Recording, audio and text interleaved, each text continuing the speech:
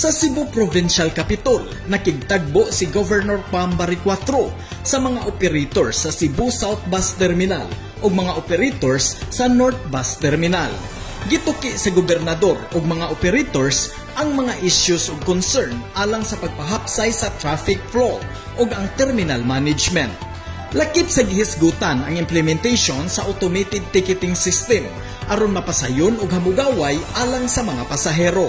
Gilantaw ni Governor Pambari IV ang paghatag og maayong serbisyo sa duha ka mga terminal nga nagserbisyo sa mga pasahero nga mopadung og pabalik gikan sa kalungsuran sa lalawigan sa Sugbo.